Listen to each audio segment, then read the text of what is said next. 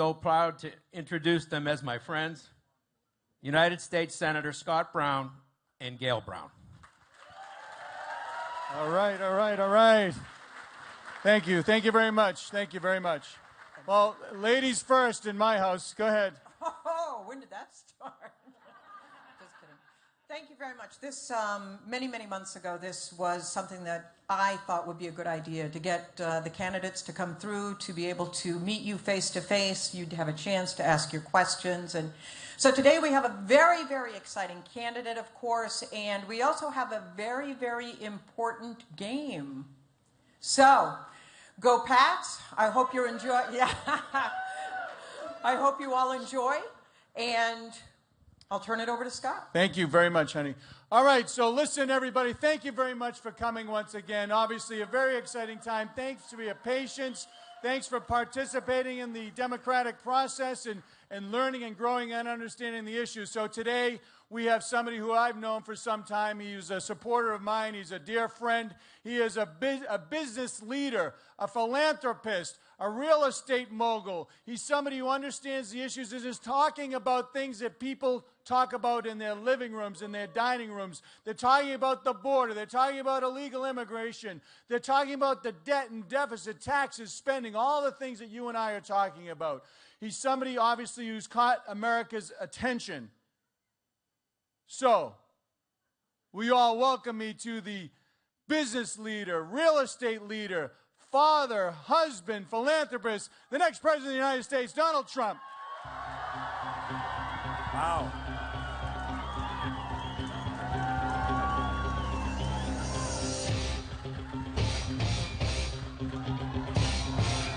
Wow. Wow, that's great. That's a lot of people. That's a lot of beautiful people. Now, the only thing I told Scott, you have to do me one favor. I'll do it. But if we have the biggest crowd you've ever had, even though we're in the middle of the worst snowstorm, we don't have snow like this in New York. But this is one beautiful, I may not be out of here. You know, I'm supposed to be lifting off. I don't think the plane's going to be lifting off very soon. But I said, the one thing you have to do for me, you have to announce that it's the biggest crowd you've ever had. So is it? He said, absolutely, by far. Absolutely is, Donald. And I think they'll actually shovel your plane out for you to help you get off. So you may have to come. So now we know it's the biggest crowd. So I'm happy about that, okay? It's the biggest. And look at all the people up there. Wow, that's amazing. This is a great facility and a great owner. Thank you, and thank you very much. Really nice. So first thing I have to do, because he's a friend of mine, he's an amazing guy, an amazing champion, and a really nice person. Tom Brady. Come on, Tom. You got to win, Tom. Yeah. Okay, you got to win. He's a great champ. He's a fantastic guy. And I could tell you so many stories about him. But as good as he is as a player, he's that way as a person, too. And he's a little bit injured. But him being injured, he's still better than anybody. And you have the best coach, and you have the best owner, and you get really a special group. So hopefully, good luck today. I was thinking about, just to see if you're really Trump fans, I was going to keep you here beyond 4 o'clock. So we'll all, right? I was going to keep you like a little, now we'll be out of here very quick. In fact, we're going to make this very quick, because if I don't make it quick, I'm definitely not going to be able to lift off. All right, Scott? So this journey began in June, and nobody had any idea it was going to be like this. I've been now on the cover of Time magazine so many times over the last few months. It's been incredible. And the last one, last week's Time cover, I loved the story. I just thought the story was so well written and so professionally written, without any barbs. You know, normally, and Scott knows this very well, even when we get the right stories, these people in the back, they have to take a shot. It's always like, you know, you'll have 2 good paragraphs and then a kill, and then 3 good ones and a kill. And in the end, the story's lousy because the kills, you know, they're bigger than the good ones. But this Time magazine story, it really describes what's happened with the campaign. It's been an amazing thing. And the Wall Street Journal today has it's an incredible article about the debate, and myself and the debate. And a lot of people have the articles, and a lot of people have put out really nice things as to what happened in the debate, and we're very happy with the end result. And, you know, I've been having somebody been following me along and being very nice no matter what I said. He was very, very nice. And I kept saying, you know, I'm a professional. like this man's a professional, like this man's a professional. I'm a professional. I kept saying, when's Ted Cruz going to say something bad? Come on, Ted. You've been sick. Come on, Ted. Say. But he kept saying, good, good, good. And I'm just waiting, and I'm saying, good. Because a lot of people do not like Ted, to put it mildly. And I kept saying, what? Am I the only person that thinks he's a nice guy? So as it turned out, he finally went off the wagon a little bit and went a little crazy. And it's he's being a great hypocrite. When you think that, he talks about he's going to be Robin Hood, he's protecting, then it finds out that on his personal disclosure form, he didn't disclose that he's borrowing a lot of money from Goldman Sachs. And he said, he forgot. And then, so that he forgot about Goldman Sachs. But then today they have another story where he forgot another bank, Citibank. And he forgot. Now, how do you control Citibank, and how do you control, and right fairly, about Citibank, about Goldman Sachs, about these big, powerful banks? You're a senator, and yet you owe them money with a personal guarantee. I don't think it works that way. So he obviously didn't want the voters to know that he is totally controlled, lock, stock, and barrel, by Citibank and by Goldman Sachs. And I think that's very hypocritical, I'll be honest with you. I think it's very, very hypocritical. And then he spoke badly about the people of New York, really, because, cities are cities, but they're basically people. They're brick and mortar and they're people. And he spoke very disparagingly about the people of New York. And I've been with the people of New York for a long time, but when the World Trade Center came down, I watched these incredible people rebuild from the day it came down. Literally, they were there when other buildings in the surrounding area they thought were going to fall, and you had people working, trying to help the most horrific sights you've ever seen, trying to help, do whatever they could. And I was there when we actually thought the U.S. Steel building was coming down. And I'll never forget that I was standing next to these two massive, wonderful firemen, and we heard a screech, like a screech, steel on steel. And it was a couple of days after the buildings, and I was down there we had a crew of people that, to help. I mean, they needed a lot of help. I've never seen anything like I saw. And they heard a screech, and everybody thought that the U.S. Steel building was coming down. And it was not so far from us. And these two guys, they were massive guys, two really big, because I'm a big guy. And they grabbed me. I must tell you, honestly, I never knew I could run that fast. But they were running just as fast, and they had my arms, and we were just running. And these are incredible people. And when you think firemen coming in from Long Island and other parts of New York, you're talking about insulting 20, 25 million people if you talk about the area, where they drove in, they heard about it, and firemen driving in that had nothing to do with it from Long Island and other parts. And by the way, driving in and coming in from Iowa and from all over the country. We had fire departments from Iowa coming in. It was so incredible to see and to witness. And people coming in from all over. But firemen coming in during the blaze, they knew that building was in serious trouble. And they got there, they come through the tunnels and up, and they stop and they run. They run into the buildings, and they're running up the stairs, and they knew it could collapse. Everybody knew it could collapse. And the buildings are coming down. First building, second building, and you have people running up the stairs as that's happening. And Ted Cruz criticizes New York and the people of New York is a disgrace. I think it's a total disgrace. A total disgrace. So I just, I have to say, so I thought what he said was very, very, very sad.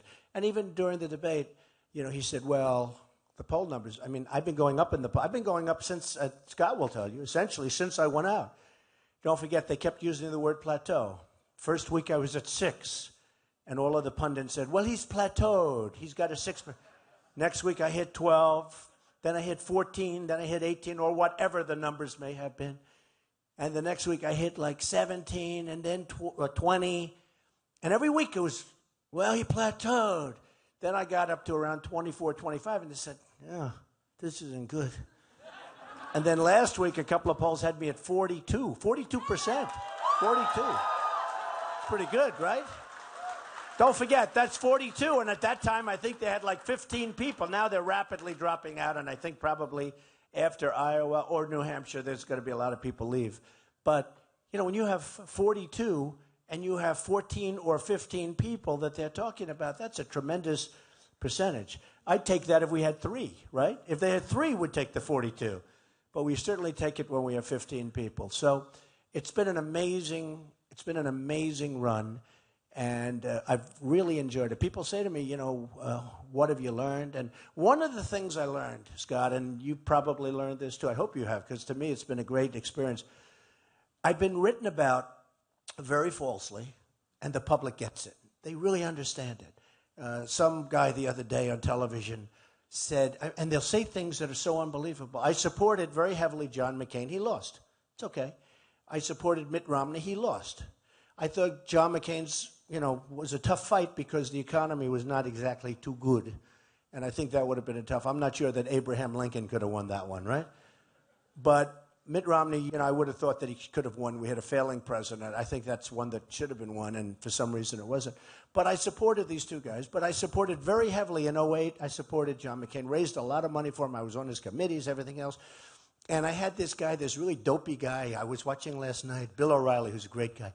But this dopey guy, no, I'm not talking about Bill. This dopey guy, Glenn Beck, he looks like hell. No, he's like a dope. And I, you know, I've watched him cry on television all the time. He's doing very badly. His thing is falling apart. His company is falling apart.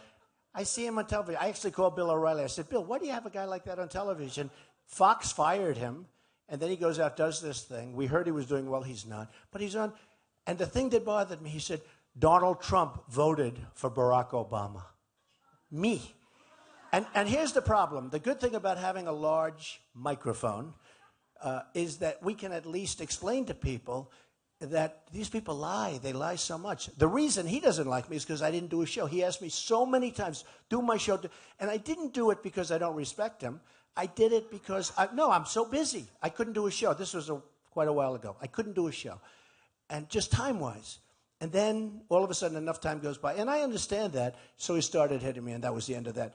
But the guy goes on television last night with O'Reilly, says that I voted for Barack Obama, and I'm on John McCain's committee, raised a tremendous amount of money for John McCain, had dinner with John McCain and his wife right before the election, and I got to listen to this idiot named Glenn Beck saying I was for Obama. And I say, you know, it's sort of interesting. Most people wouldn't bring it up. Most people don't even see it. But it's sort of a good thing to bring up if you can. If you can have the experience of talking to people, because some people see something like that, and they believe it. There's nobody to refute them. Do you agree with it? You get it. I absolutely I like to bring it up because, you know, he can say other things and you don't bother. You don't want to waste time. All you do is make him a little bit bigger. But he's a failed guy. But, you know, I like to bring it up because I like to let people know it's so dishonest out there with the media. It's so dishonest. So we like to do that. The thing that I've learned more than anything else is how smart the public is, how caring the public is. And, you know, when I fill up stadiums, I fill up places, it's incredible. Like today, I mean, look at all these people in the snowstorm. It's an amazing thing. They're doing it because, you know, my theme is Make America Great Again. And that's it. It's very simple. It's Make America Great Again. And it's very simple, but very factual. That's what we're going to do. We're going to make it great. And I actually say, because after, you know, I didn't say it at the beginning, but I go to Dallas. We have, Scott, 21,000 people. Mobile, Alabama had 35,000 people. We had in Oklahoma 20,000 people. When I go to New Hampshire, I have the biggest crowds by far. In Lowell, we filled out that arena. We had to send away 7,000 people, which still, I'm going to go back and we're going to take care of those 7,000 people. I felt badly. But, you know, that big arena, which people don't even use because you can't fill it up, we not only filled it up, we had to send away 7,000 people. But whether it's New Hampshire or Iowa, South Carolina, we're doing so well. And the reason is because people really want hope. There's no hope with these people that we have running for office, except for him, of course. But the reason he's not in is because maybe they gave up on hope. And here's a good man, by the way. I hope you're going to do it again. Are you going to do it again? I hope. We got to look something. We got to get him back. We're losing our good ones. We're keeping the bad ones. We're losing our good ones.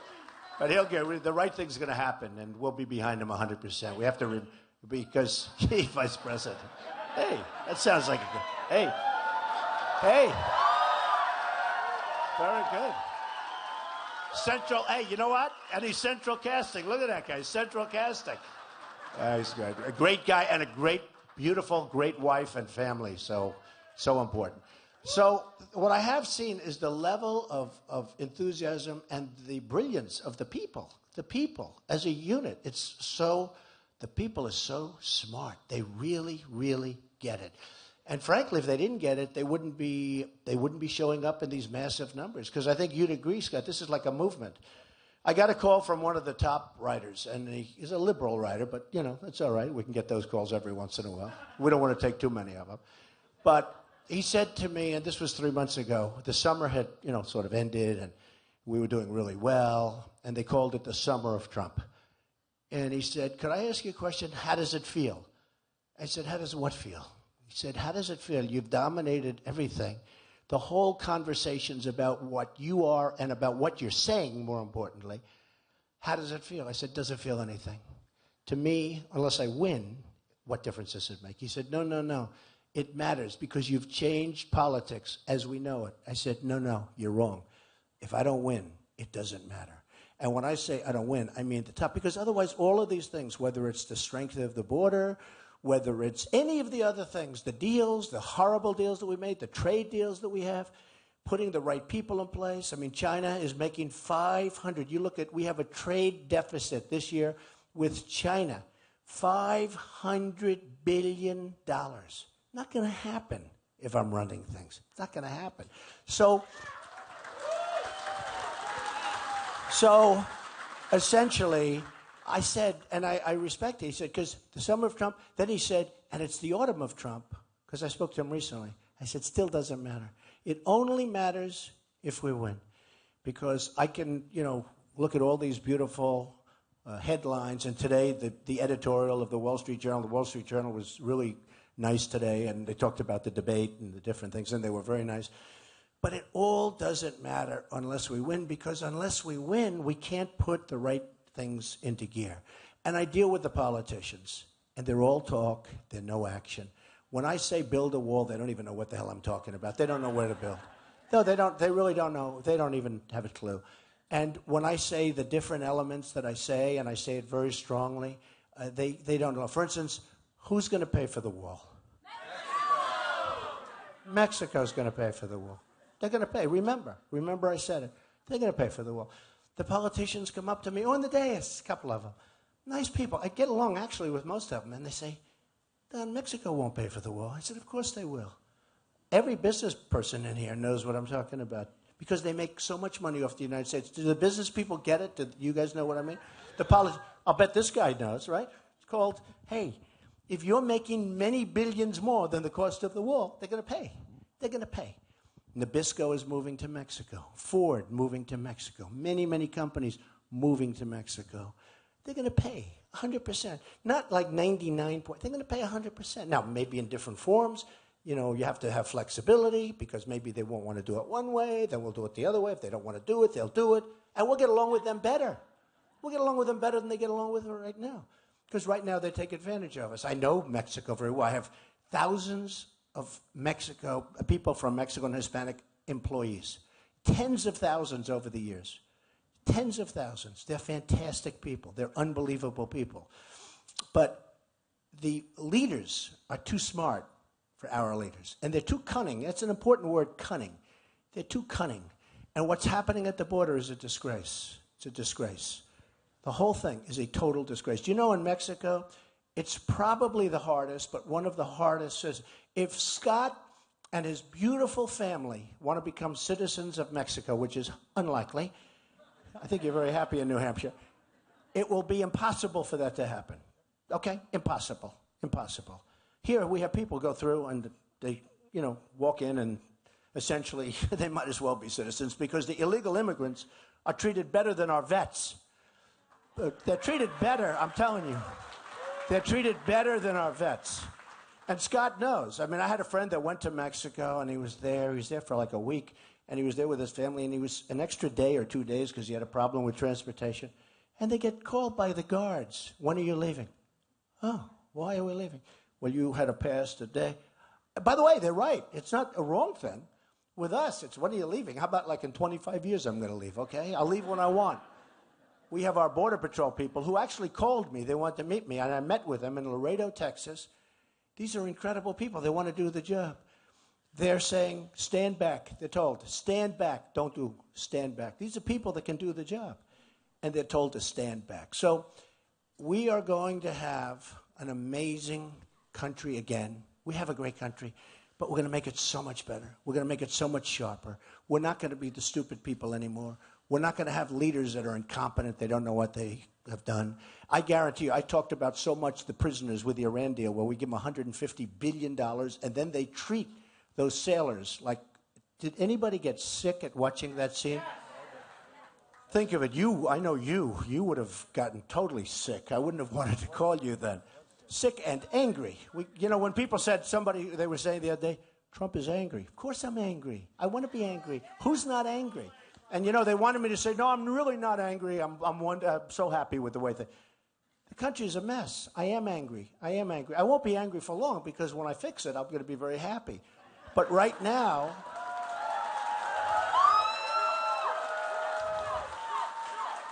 yeah, thank you. But right now I am angry. But think of the scene. You have these 10 sailors. I don't know what happened. They went, I guess it sounded like they took a little shortcut through a big body of water. Okay, big deal. And they get locked in, and they're dropped to their knees in a begging position, hands up, guns to their heads. And this is supposed to be our ally. And trust me, folks, in this one of the stupidest deals ever made, which, by the way, won't do a thing in terms of nuclear other than maybe proliferate, okay? You're going to have more because other people now are talking about getting it because this deal is so bad. We've made a terror nation a very rich nation. More importantly, we've given them Iraq. We've handed to them. They've been trying to get Iraq forever, as far back as you can go in time. They've wanted Iraq. And Iraq has, by the way, people don't know, the second largest oil reserves in the world. So not only did Iran get this deal, but they got Iraq, courtesy of the United States. Now they've taken over Yemen. And the reason they want Yemen is take a look at the border with Saudi Arabia. It is a long, beautiful border right along Saudi Arabia because they want to go get that oil too. I mean, what Iran has done is incredible. But $150 billion. I have been mentioning this so much. And I guarantee you the United States has been putting so much pressure. Please give us our prisoners back. Please, please, please. This should have been done 3-4 years ago when the deal was struck. Before the deal was made, and this is the world's longest deal, they should have said, we want our prisoners back. Now, the reason, and what's happening, the reason they let the sailors go, is because in 2 days they were getting $150 billion. And these are smart people. They're not going to say, well, we're going to keep the same. They had to get the money. So they let him go. I guarantee you, Scott, that if that money weren't in play, they would have kept those sailors, 100%. They would have kept them, just like they kept the 4 people. Now I have to see what the deal is for the 4 people, because somebody said they're getting 7 people back. So essentially they get $150 billion plus 7, and we get 4. Doesn't sound too good. Doesn't sound too good. But we have to see, because I just heard about this an hour ago. And I'm happy they're coming back, but I will tell you, it's a disgrace that they've been there for so long. It's a disgrace. Remember that. A total disgrace. So when we started, just to finish, and then Scott and I will talk for a couple of minutes, but when we started, it really worked, and very importantly, it really started off as trade and border and this and that. Then we had Paris, and then all of a sudden it started looking like this whole situation was taking a very deep and dark, it was becoming a very deep and dark picture. And all of a sudden, CNN did the first poll, and they're back there. I don't want to give them any unnecessary credit, because it's not like they treat me great, but they do these polls, and the polls, I guess they're legit with their polls, because Trump is always winning in the polls, right? So I like that.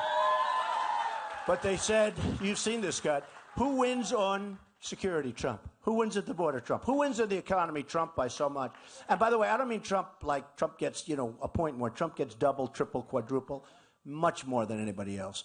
And then who wins on ISIS? And who wins with the military? Trump, Trump, Trump. So, all of a sudden, and this started happening, pretty much since Paris, and then you had the horrible situation in California with the couple, She comes in on a fiancé permit, and she's radicalized, and the other guy's probably radicalized, but he became radicalized, and they killed people. They gave them a wedding reception.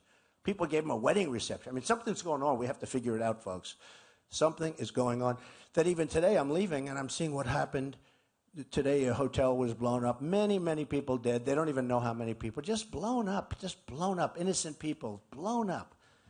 And World Trade Center, we're talking about World Trade Center, flying airplanes into the World Trade Center, into the Pentagon. Third plane, who knows where it was going? Who knows? They say it was going at the White House, but who knows where it was going? Brave people on that plane, by the way, brave people. But really brave people.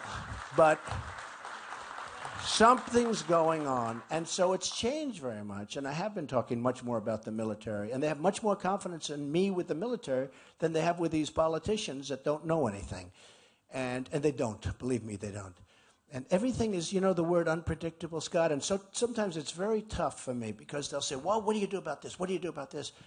And I want to say, I have a chance of winning. I don't want to really tell you what I'm going to do, like on military. Like I've been saying oil. Take the oil, take the oil. I never wanted to say it. I wanted to surprise them, right? But it got to a point 6 months ago when I had to say it. I was saying to them, no, I don't want to tell you. I know what to do, but I don't want to tell you. And they'd say, oh, he doesn't really know. Finally, I had to do it. I mean, you have to win. I hated to tell them, take the oil. And then the government said, you can't take the oil. You can't do that. You can't do it. General MacArthur couldn't do it. General George Patton, they would have had the oil 4 years ago. They would have had the oil. He would have had the oil before he stepped out of his airplane, right, to claim victory. But it's one of those things. So a couple of weeks ago, right after Paris, they started taking the oil. Finally. But I said, take the oil and keep the oil. They just take the oil. They just bomb the oil. I said, take it. No, you keep the oil. Folks, you buy it, you keep it, right? And then you distribute it. You take some and you give some to the veterans and to the wounded warriors and to the families who lost people. And you give some to the families that have had death and horror in their lives. And what have we got out of Iraq? We've gotten out of Iraq, I'll tell you, $2 trillion it cost, thousands of lives, wounded warriors who we all love all over the place. We got nothing. And they won't even listen to us. And now Iran is taking Iraq. So I said, keep the oil. We give some to people that really were affected. I mean, you have families that lost sons and daughters, and they got nothing. They have nothing. So I just say that we're going to run our country properly. We're going to be respected again. And it's great that you're here. And if I don't get the hell out of here soon, I'm never going to be able to take off. Go ahead. All right. So he'll ask me a couple of quickies. Yep. First of all, thank you very much, Donald. Thank you for that wonderful presentation. Let's hear it for Donald Trump, everybody.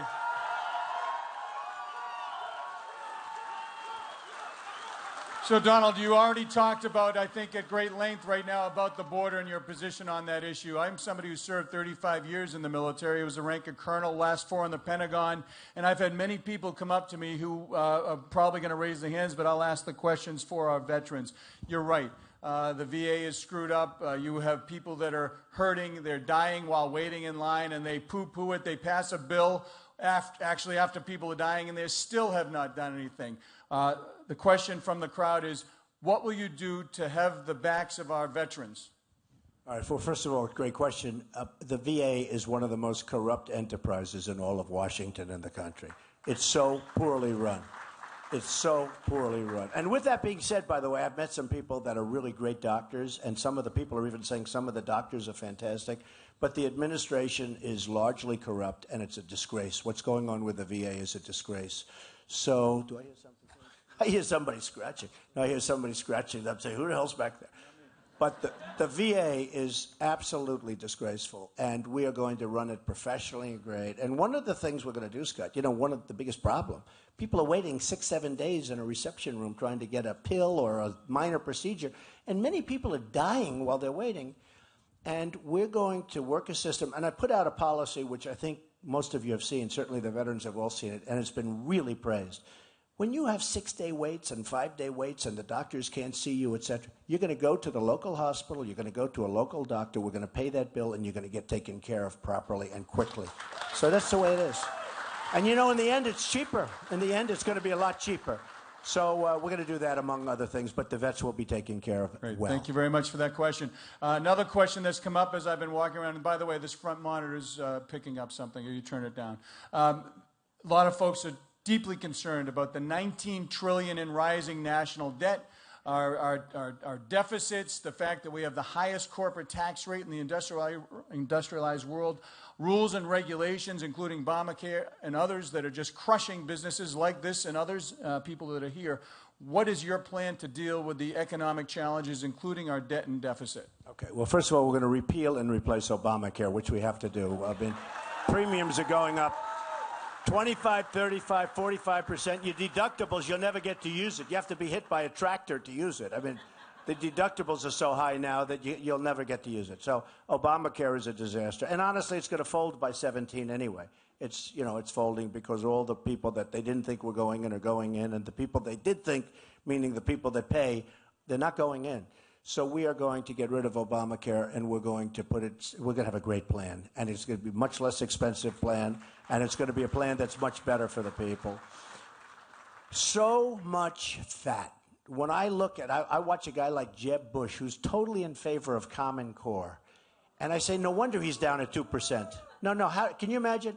Jeb Bush is in favor of Common Core, totally against Common Core, me. Totally against, we're going to kill the Common Core. We're going to bring education back to the local communities where it should be. We're going to have great education. Don't forget, with all of the money we spend, we spend so much on education. #1 in the world. So we're #1 per pupil in the world by a factor of, you have no idea, by so far ahead. We're number 28 in education. We have third world countries that are ahead of us. So we're bringing education back. We're getting rid of Common Core. While I'm on a subject, Second Amendment, we're going to cherish and protect our Second Amendment. It's under siege.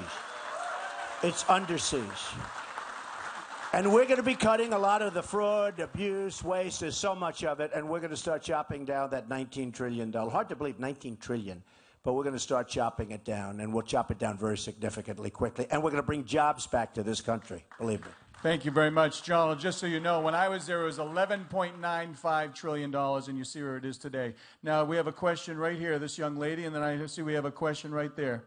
Hi. So I just want to ask, college debt is a huge problem right now, and luckily I go to a university that I get to go for free because I'm under income cap. Right. But student debt is a huge issue. And I wanted to know what you were going to do when you're president, Mr. Trump. Okay. It's one of the biggest questions I get from young people, because I go all over, and it's student debt. One of the big answers, obviously, Scott, is jobs. Because, you know, the biggest problem is they graduate. They don't mind the debt as much as they mind the fact that they go through 4 years or 2 years of college, and then they get out, they can't get a job. So we're going to create jobs. I always say, I will be the greatest jobs president that God ever created. That's what I do is jobs. I have thousands of jobs. Okay. So we're going to create jobs, so important. But you know what's happened? Students are going out. I've been watching this process, and I'm not even blaming the college. It's sort of natural. It's a very, bad system in a way. Students go out and they borrow money from the federal government. Now they have the money. And the colleges keep going up, up, up, much more than they should be going up, because all they do is take all this money, because essentially they're borrowing it. They just have, the students are like a middleman. They're just taking from the students. So there's no incentive for the colleges to bring costs down. And the college costs, running the college, they're going through the roof, including salaries for the top people. I'm looking at salaries that some of these people are making, and it looks like they're running General Motors, or when General Motors runs properly. But it looks like they're running, a major corporation. And it's really a problem, because and I understand how the system works, and that's sort of the way the system works. But the way we have to do it is we have to go in and check it, because what's happening in the colleges, they're taking this money, and the next year they go up, and the government gives more money to the students. So the one that suffers, the people that suffer, the students, I'm going to solve the problem. Okay? Thank you. Good question. We have a young lady right here. If you could hand the mic straight back to this young lady right there. Raise your hand high, young lady. Speak right in the microphone. So I have a two-part question. How are you planning on keeping the country safe from international threats? Okay, well, that's a very big question. Good question. It's a great question. I hope the second part isn't quite as big. That could be a part 5 question. Look, we need a strong military. Right now we have a military that's under siege. When General Orellana left a few weeks ago, he said that we are the least prepared that he's ever seen, our military. And yet we should be the most prepared because the world hates us. Obama and Hillary have done a horrible job. I mean, the world is under flame. The world is burning, and they hate us. And if you think about it, during the Obama administration, look what's happened. And our military has become absolutely, I'm in the real estate business. I get these listings for military bases all the time. Military base. I say, how many of these things are we giving up? You know, we have military bases. So many are closing. We are going to have a military that's so strong and so powerful that nobody's going to mess with us. Believe me, okay? Nobody. And I have to add, and I think you would agree, you know, it's very costly, but that's cheaper than what we're doing now. Absolutely. Absolutely. And your second part to your question? Can I take a selfie with you? Well, we'll see you after Come when on, you can come on, come come on. right down here. Come on, do it. Scott. Don't be a party pooper, All Scott. right, Come all on right, up. Lift her up, Kevin. Lift her over the her railing. up. Wow, okay. Lift her over the railing. Come on, Kevin. I have Let's a bad see. back. I I'm don't not know if lifting Kevin her. can Here we do go. it. I don't think Kevin's Jump. strong enough. Be careful. Help her out, Come on, ladies. fellas. Help her Help her. up. The Come on. owner is going to help her. He's a strong guy. He lifts cars all the time. Come on. That's it, darling. Come right, on. good. Come on up Scott, here. he's a party pooper. No, I'm not a party Come on. pooper. Obviously, he's not running for office. If he was running, he would have said, come on up. See? I have instructions. All right. Good job. Great. Thank you very much. I have the gentleman with the glasses right there, the green shirt. You're going to have to speak up. There's no mic. Oh, there's a microphone right there. Thank you. Donald, I think the border is paramount. Without getting the border under control and immigration, none of this, the rest of this is irrelevant. We've got to get this border under control, the immigration. Are you going to make a commitment to seal that border, close the immigration down for a couple of years till we figure out what to do next? I'm the one. You're talking to the converted. You're talking to the converted. I mean, forget it. We're going to have a border. You know, if you don't have it, I just was interviewed by George Stephanopoulos. If you don't have a border, you don't have a country. You don't have a country. We don't really have a country. We have a border that's like a piece of Swiss cheese. We are going to have borders that are so strong. The wall will be built. It'll be a real wall. That'll be a wall. This will be a serious wall. But we're going to have a border. We're going to have borders all over. And we're going to stop the whole thing with the visas where people fly in, you know, because the border is 50% of it. But we also have people coming in through so many different ways. We're going to have a real strong country again. And we're going to want people to come in, and we're going to want people to go through the process. We want people to come in. They have to come in legally, okay? Thank you very much. There's a gentleman in the green shirt right there with his hand up. One of the main principles of your campaign is to annihilate ISIS. I'm sorry, you're... Hey, who cares? Guys, who cares? What's your question? One of the main principles of your campaign is to annihilate ISIS. After you do so, besides taking the oil, what will you do to bring stability to the region and prevent some of the mistakes made in Iraq? Okay. Well, I have to be honest with you. This has been going on for a long time. Stability to the region. We've been doing this for 15 years. We've become a debtor nation doing it. Our roads are falling down. Our highways, our bridges, our bridges are in such bad shape, they're like 50% of them are considered unsafe. We have to rebuild the United States. We have to rebuild the United States. Now, we got to get rid of ISIS. You know, I was very proud to say, and you know, everyone says, oh, Trump is this tough guy, he'll be fast. I'm slower on the trigger, but I'm a tough guy. I'm the strongest guy militarily that you can ever have. Okay, I always say I'm a militaristic person, and we're going to have such a strong military. But you know what? It's time, folks, for us. We're going to get rid of ISIS. We're going to get rid of them surgically and fast, because you can't allow them to cut Christians' heads off and everyone else's heads off. That's from medieval times. You know, Scott, I used to read about that. And I said, you know, this is no different. We're living in medieval times. We're living in times that are just as bad as they ever were in the history of the world. They're cutting people's heads off. I used to read that when I was in history class, the viciousness, right? Medieval times, boom. We're doing the same thing right now, probably more viciously. We are living probably the most vicious time. We have people that are disgusting, disgusting animals. And we're going to stop that. But you know what? We've got to get back to our country.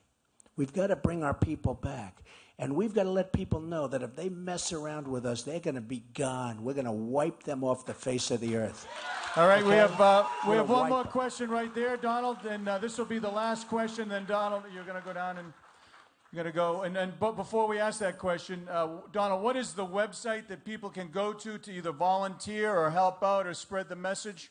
DonaldJTrump.com. All right, there you go. Donald J. And in New Hampshire, by the way, the polls are coming out. We're leading by like 20 points. We're doing great. But you know what? Please do me a favor. Go out and vote. Because if we don't vote, we're all wasting our time, folks. It's never going to happen. We have a question right here, ma'am. Thank you so much. Soon to be President Donald Trump. Thank you. What are you going to do about, I have tried to reach out to you a couple times. I am disabled in many ways. I am an NFL player. In less than 4 years, 9 concussions. I've not recovered from one to the next to the next. And as for my physical things, I'm not supposed to be standing here. I wasn't supposed to trudge through the snow. I was not supposed to do anything. I've been fighting for SSI or disability for 3 years. In 2008, I was in real estate as well, my love, which I can't do anymore because my brain does not function and filter anymore. So what's your question, ma'am? I lost everything in 2011. 4 nights ago, there's a place a mile down the road. I now live in a homeless shelter. How do I get disability and have this process move forward quicker? Well, I know you have a very tough situation, and I think the best, so that we don't keep everybody, I'm going to have somebody see you afterwards and let me see your situation. I mean, the truth is everybody's situation is different, but we'll see your situation, Great. okay? Thank you. And you're right down, are you right down at Crossroads, ma'am? You at a Crossroads? Okay. Thank you. Local state rep. You can see Representative Baldessaro as well, and we'll tie that in together. Where's Al? Is Al here? Yeah, he's right there. Where's Al? I don't see you. You're behind the column. That's first time I've ever seen you in the second row, Al. Well, we put him in the we put him behind the column for a reason, Yeah, Donald. good reason. Good reason. No, he's a good guy, working hard. Take one more, or are we done? Take another one. Take one more. Take one more right here, ma'am, in the purple, right there. Hi, Mr. Trump. Hi. My question is, I manage property, and I have a lot of friends that are small businesses, contractors, landscapers. They have a hard time when they employ U.S. citizens, pay taxes. They have a hard time competing against businesses that I see a lot of them that employ illegals. They don't pay taxes. They pay them under the table. Do you have a plan to address that? Well, we have to stop the illegals. We have to put our people to work. But there are visa programs where we can bring people in if you can't get people for jobs, because we don't want to stop our economy. So we have, as part of it, visa programs where you can put people to work because we don't want to affect the economy. That's one thing I don't want to do. Our economy is very weak. We have the slowest recovery in history. It's not even a recovery. And if you look, again, you hear these phony jobs numbers. People that were looking for jobs, that gave up, Scott, they gave up looking, they're considered employed. So you have 100 million people that would like to work and they can't work. So we will be able to take care of that situation beautifully. But we do want our people working, you understand. Okay? Thank you. All right, everybody, let's hear it for Donald Trump. Let's hear it for Donald Trump. Thank you, everybody. And what's the name of the website again, sir? It's DonaldJTrump.com. You got to make sure you get out and vote and make a difference. We're going to come right down, and let's go, Patriots. Let's go.